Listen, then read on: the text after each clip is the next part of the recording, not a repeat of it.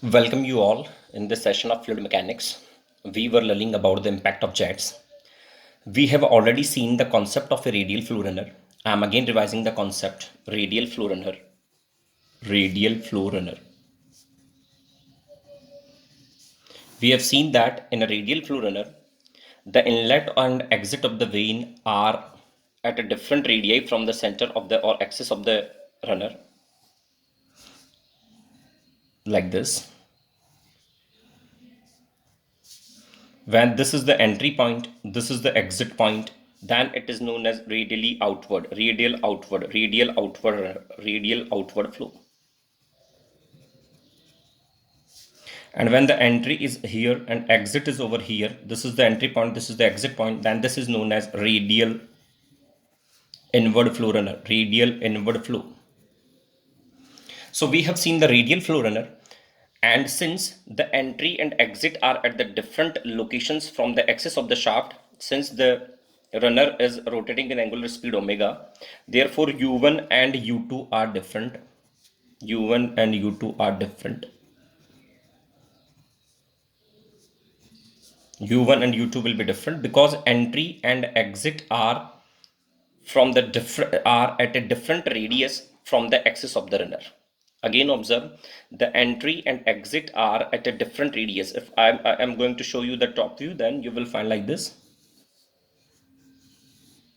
For example, this is point 1, this is entry point, and this is the exit point of the water. This is the vane. This is the vane. Water enters at this point, water leaves at this point. This radius is R2, this radius is R1.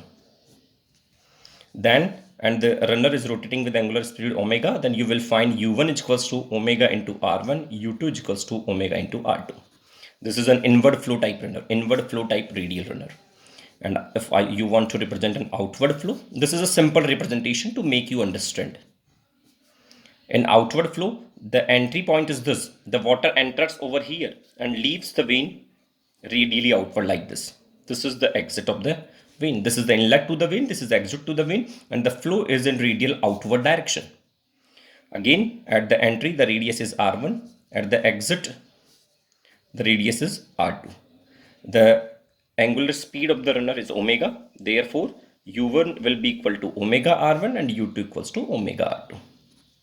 In this case, we can clearly observe that u1 is more than u2 as r1 is more than r2.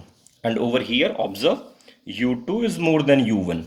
u2 is more than u1 as r2 is more than r1. That's what we have already seen in the previous class. So this is a radial flow runner. Now we will talk about a tangential flow runner. What is the meaning of tangential flow runner?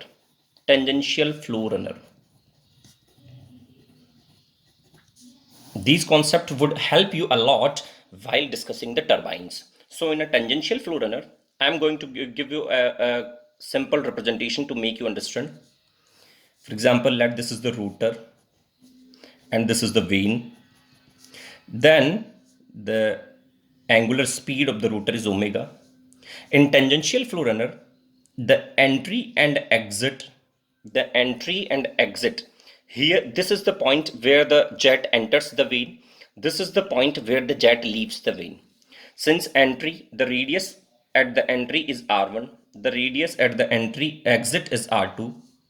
And since R1 and R2 are equal to each other, therefore U1 and U2 will be equal to each other. Please observe.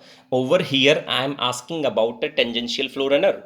In a tangential flow runner, the inlet and exit of the vane, where the water enters and exits the vane, are located at the same radius from the axis of the runner. Observe in the diagram. This is the point where the water enters. At point 1 where the water enters. This is the point 2 where the water leaves. This is the entry point. This is the exit point. Therefore, the radius of entrance and exit are same from the axis of the runner. Therefore, since R1 and R2 are equal, and hence U1 and U2 would be equal to each other. Please observe very carefully. In radial flow runner, U1 and U2 would be different. I have shown you. But in a tangential flow runner, U1 and U2 will be equal to each other. This is the concept. Now let us start with the turbines. Now we will start. I'm starting a new chapter dealing with the turbines. Basically, we will understand two different types of turbines: impulse turbine and reaction turbine. The turbines are classified in a numerous ways, but for us, it is important to distinguish between two different types of turbines, which impulse turbine and reaction turbine. So before understanding what is the meaning of an impulse turbine, what is the meaning of a reaction turbine, let's first start with a simple layout of a hydroelectric power plant. I am showing you in the diagram, I am showing you a simple layout of a hydroelectric power plant. Just observe. A dam is constructed along a river or a flood stream. This is the dam. The concrete structure is the dam. Here the water is stored. This is the reservoir of the water. This is the reservoir of the water. The water is taken with the help of a pipe to the turbine. The water is taken with the help of a pipe to the turbine. This pipe is known as penstoke. This pipe is known as penstoke. The water through the penstoke goes to the turbine. Now this is the turbine. This is the exit of the penstoke and an inlet to the turbine. At the exit of the penstoke, this section is the exit of the penstoke or inlet of the turbine. Now this is the turbine, whole turbine. The nozzle is, this is the nozzle. Nozzle is an important part of the turbine itself. This is the nozzle. So water is coming from the penstoke, enters the nozzle, and a very high kinetic energy jet issues out of the nozzle and it strikes the runner. This hole is the runner. This hole is the runner, which is mounted with vanes or moving vanes or blades. These are the blades or moving vanes. Again, I am repeating, these are the blades or moving vanes, and this whole structure comes to be known as runner. So again, observe, this is the reservoir of the water, which has here the water has been collected with the help of a dam. A dam has been constructed along a river and water has been collected in this reservoir. This is the reservoir of the water, storage of the water. The water is taken with the help of a penstoke. The penstoke is fitted with the nozzle at its exit. The water enters the nozzle, comes out of the nozzle with a very high velocity or very high kinetic energy. It impinges upon the runner vanes and causes the vanes to rotate, and thus the runner rotates. The runner rotates. After striking the vane, the water is collected into another reservoir. The water is collected into another reservoir, which is known as the collecting reservoir. Now observe two more important points. The level of the water inside this storage or reservoir is known as the head raise. Please note the terminology very carefully. This is the level of water in this reservoir, in the storage reservoir. This is known as the head raise. The level of water inside the dam is known as head raise. The level of water inside the collecting reservoir is known as tail raise. The water is collected after working over the vane. The water is collected into another collecting reservoir, and the level of water in this reservoir is known as tail raise. Okay, I think it is very clear to you you have understood the functioning of a simple hydroelectric power plant as well. Now here we will study about different types of heads which are relevant to us in this chapter. In different types of heads, the first is the gross head. The difference of level between the head raise and tail raise is known as gross head. The difference of head between the head raise and tail raise is known as gross head, and it is represented by Hg. Again, I am repeating, the difference of level between the head raise and the tail raise is known as gross head. Gross head is represented by Hg. And please observe, a power plant always works under gross head. Please observe this terminology. A power plant is always working under the gross head. Gross head, the head is the head under which a power plant always operates. Now observe another important head which is known as the net head. Net head is the head available at the inlet to the turbine. Net head is the head available at the inlet to the turbine. Whatever the head of water available at this point at the inlet to the turbine is known as the net head, and it can be easily calculated. Since difference of head between the head race and tail race is the gross head, now water is taken with the help of this penstoke to the inlet to the turbine. So if head losses in the penstoke are subtracted from this Hg, then we will have net head. Net head can be calculated simply as a difference of gross head and head loss in the penstoke. Head loss in the penstock, please observe. Net head is the head available at the inlet to the turbine over here. So it can easily be calculated by subtracting the head loss into the penstock from the gross head. So if to calculate net head, we have to subtract the head loss inside the penstock from gross head. So Hg minus HL will give me the net head. H equals to Hg minus, let the parameters are for the penstoke are d star is the diameter, L star is the length of the penstoke, and the velocity of flow inside the penstoke is V star. Then head loss due to friction inside the penstoke, neglecting the minor losses. The head loss due to friction inside the penstoke would be given by Darcy-Weisbach equation, that is FLV square by 2dg. So star represents the parameters for the penstoke.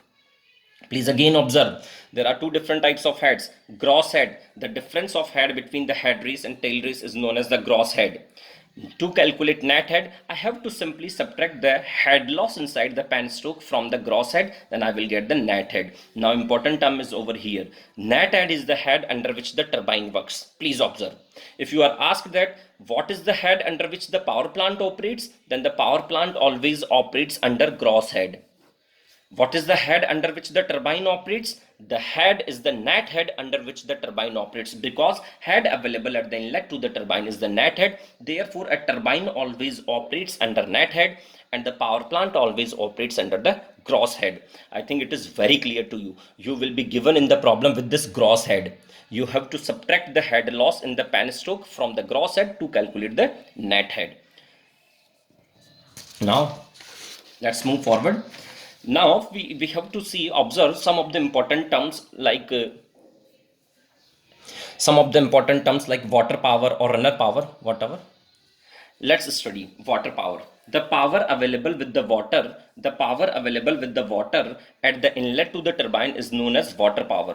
Whatever the power is available at this inlet to the turbine is known as water power. Whatever the power is available with the water at the inlet to the turbine is known as water power, and water power can simply be calculated with the formula m dot gh. Since head at the inlet to the turbine is h, the mass flow rate over there is m dot. Therefore, water power can be measured in terms of a potential head, that is m dot gh. So this is the formula for calculating the water power. Please observe, the water power will be calculated using formula m dot gh, where h is the net head available at the inlet to the turbine. I think water power is clear to you. Now, runner power. The power available at the runner or work done per second by water on the runner is known as runner power. Please observe the definition very carefully. When the jet of water issues out of the nozzle, it strikes the vanes of the runner. So whatever the work or power is available at the runner, whatever the work has been done by the water over the runner per second is known as runner power. Please observe once again, runner power is the power available at the runner. That is, work done by the jet of water over the runner per second is known as runner power. A runner power will be calculated using the formula I have already given you for the radial flow runner. For radial flow runner, the work done per second is given by m dot vw1 u1 plus vw2 u2. I think we have already discussed this in the previous lecture for the radial flow runner. I am having the copy of the last class as well. The work done per second for a radial flow runner is given by m dot vw1 u1 plus vw2 u2, because u1 and u2 are different for radial flow runner. We have just discussed about this. So runner power in case of a radial flow runner will be vw1 u1 plus vw2 u2 into m dot. But for a tangential flow runner, I just discussed tangential flow runner 5 minutes ago. Tangential flow runner, u1 and u2 are same. In a tangential flow runner, u1 and u2 are same, therefore u will be taken out. So this is the formula which you have to use for runner power in case of a tangential flow runner, and this is the formula for runner power in case of a radial flow runner. Please observe very carefully, dear. Runner power is the work done by the jet over the series of moving vanes per second, and for this, the work done we have already calculated for radial flow runners m dot vw1 u1 plus vw2. In case of tangential flow runner, since u1 and u2 are same, therefore u will come out. So these are the two formulas for calculating runner power. In this chapter, you will be given with the numerical problems. And from numerical point of views, you have to remember these formulas. This is the formula for water power, m dot gh. You have to simply calculate the net head and apply the formula. This is the formula for runner power. Now, there are some different types of efficiencies as well. The first is hydraulic efficiency. The hydraulic efficiency is given as the ratio of runner power to the water power. Whatever is the power available at the runner to the power available at the inlet to the turbine is known as hydraulic efficiency. Very easy formula. Runner power over water power is the hydraulic efficiency. Next is mechanical efficiency. Mechanical efficiency is given by the formula shaft power upon runner power. This is shaft power, because after runner the power goes to the shaft power upon runner power. So ratio of shaft power to the runner power is known as mechanical efficiency. And next is, this is mechanical efficiency. And overall efficiency is the ratio of shaft power to the water power. So shaft power upon water power, which can also be written as multiplying and dividing the expression by runner power, we will have overall efficiency as the multiplication of mechanical efficiency and hydraulic efficiency. Please observe, you need not to remember like this. Over here, the power available is water power. First, the power goes to the runner, and finally, the power goes to the shaft. So there are three important powers: water power, runner power, and then shaft power. And water power is always, note, water power is more than runner power, and runner power is more than shaft power, because the losses are there.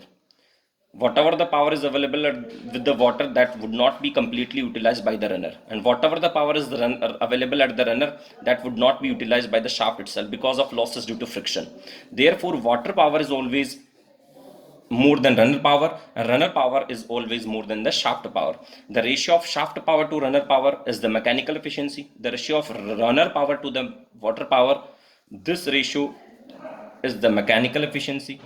This ratio of these two,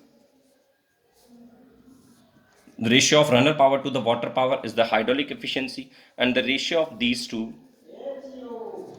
is the overall efficiency. So we have learned this important concept. So please, again, I'm going to revise you. Once you have to calculate the water power as m dot gh. First, calculate the net head from the gross head and calculate the water power. Runner power can be calculated using these two formulas. If you are given with the radial flow turbine or radial flow runner, you will have the runner power with this formula. If you are given with the tangential flow runner, you will have to use this formula for the runner power. Different types of efficiencies we have seen: hydraulic, mechanical, and overall efficiencies. Now let's observe one important point: different types of turbines. Let me write the types of turbines.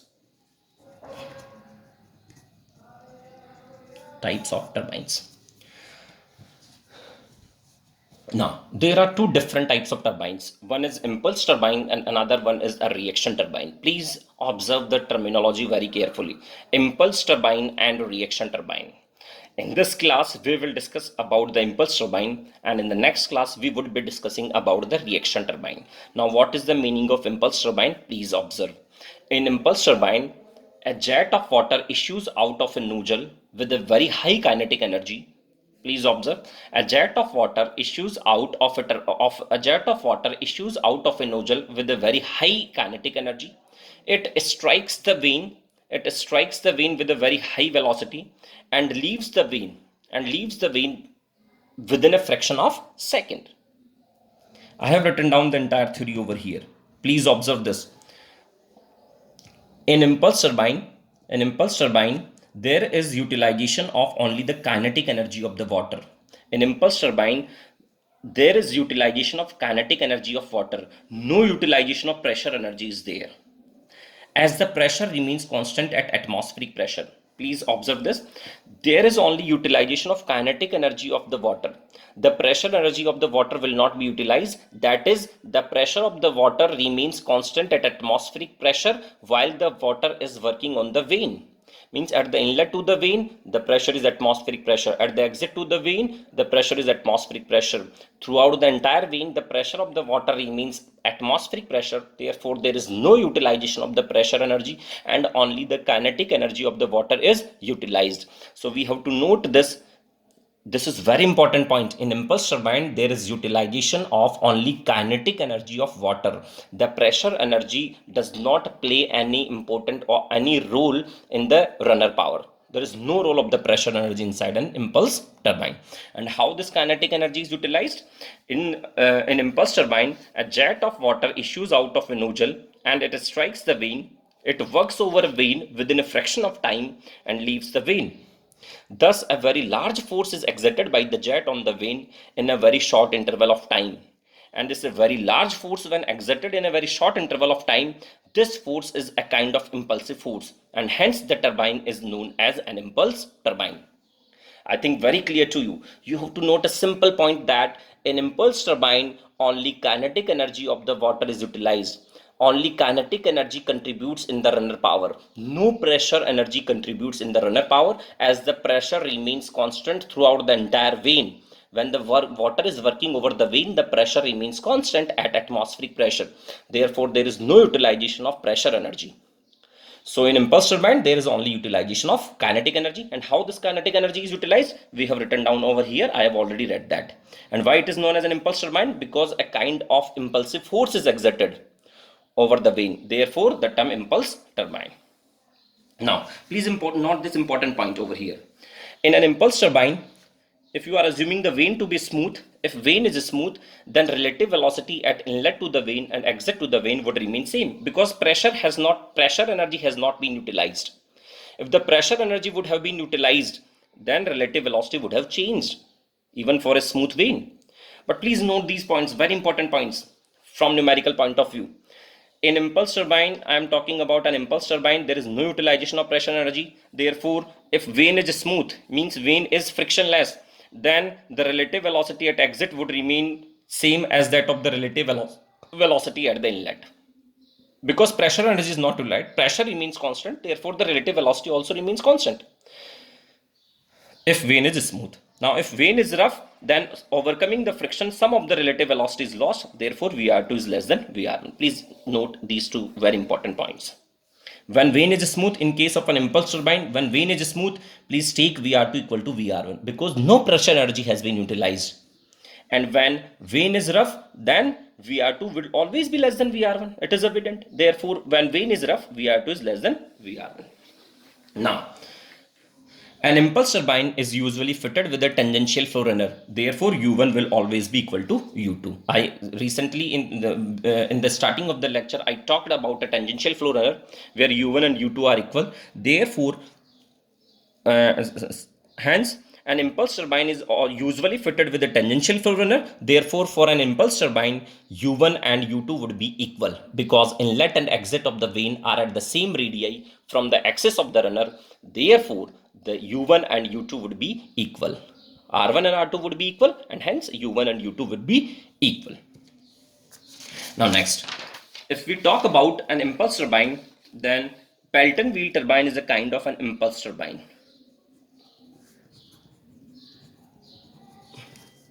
The Pelton wheel turbine is a turbine, usually turbine, but is not used with this Pelton wheel. So Pelton wheel is a turbine which is of impulse in nature.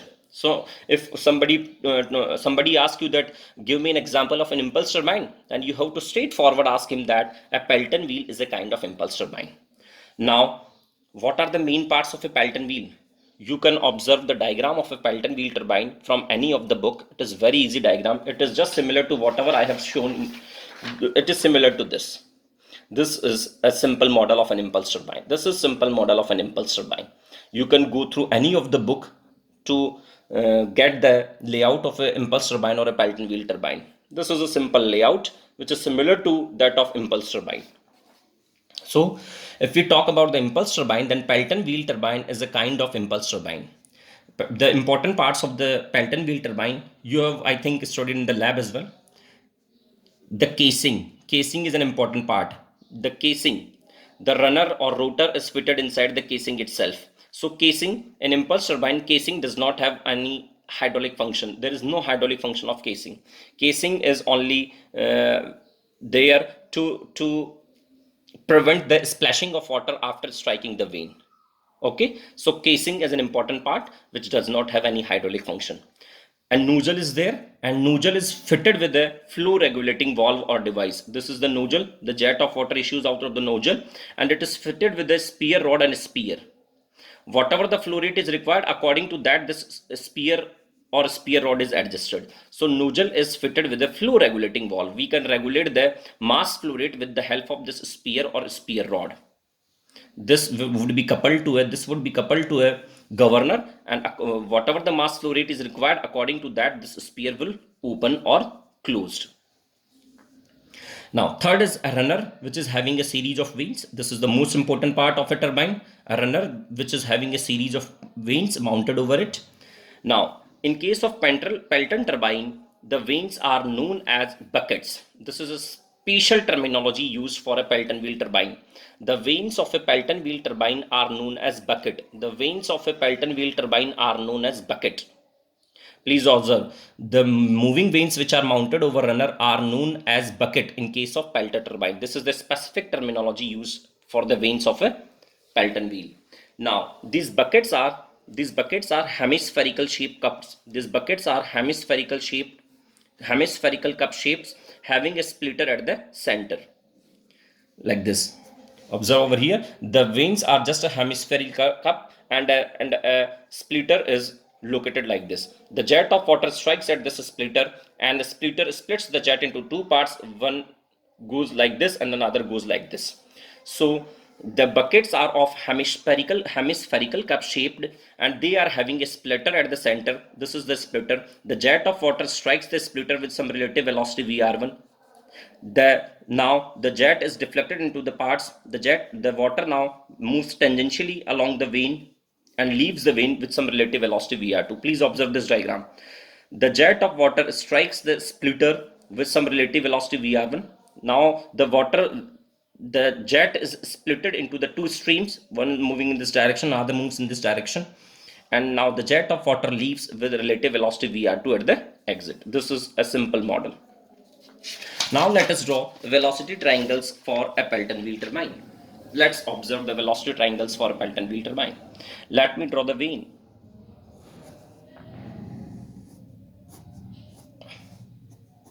This is the bucket fitted with a splitter at the center. This is the hemispherical cup shaped vane which is known as the bucket in case of a Pelton wheel. The jet of water strikes over here at the splitter. This is the splitter where the jet of water strikes. Now let the vane is moving with speed u. I have already talked that Pelton wheel is an impulse turbine. An impulse turbine is usually fitted with a tangential flow runner where u1 and u2 are same. So blade is moving with speed u, means the blade speed at inlet and exit are same. u1 equals to u2 equals to u. At inlet and exit, the blade speeds are same. Now please observe, the jet would strike with some relative velocity Vr1. The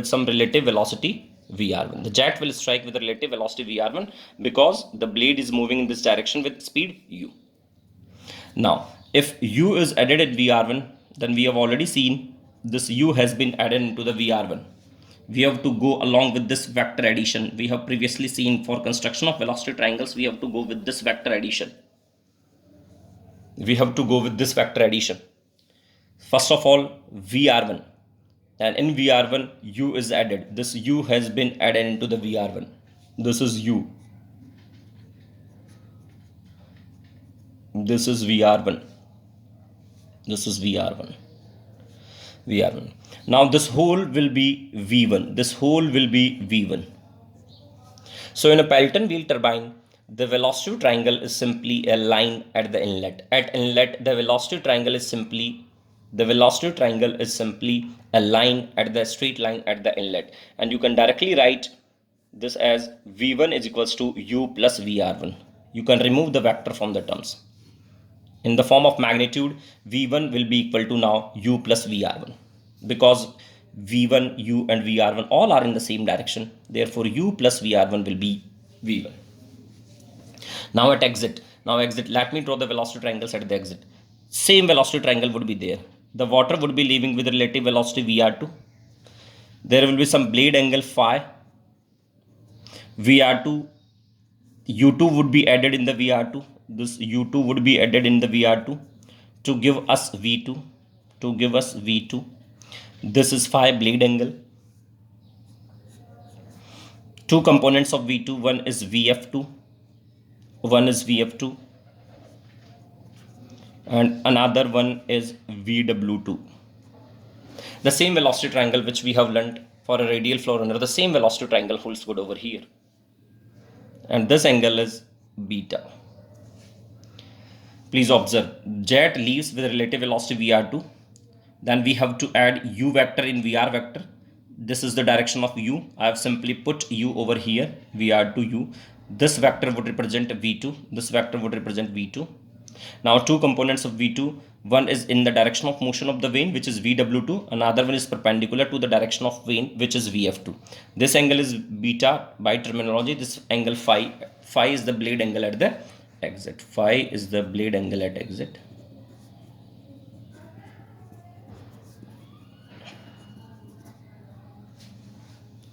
Now, these are the velocity triangles for the Pelton wheel. If you want to calculate the work done or runner power in this case, work done per second by jet over runner, which is runner power, it would be m dot VW1 plus VW2. Since U1 and U2 are same, let me cancel this U2. Multiply by U. Multiply by U. This is the runner power.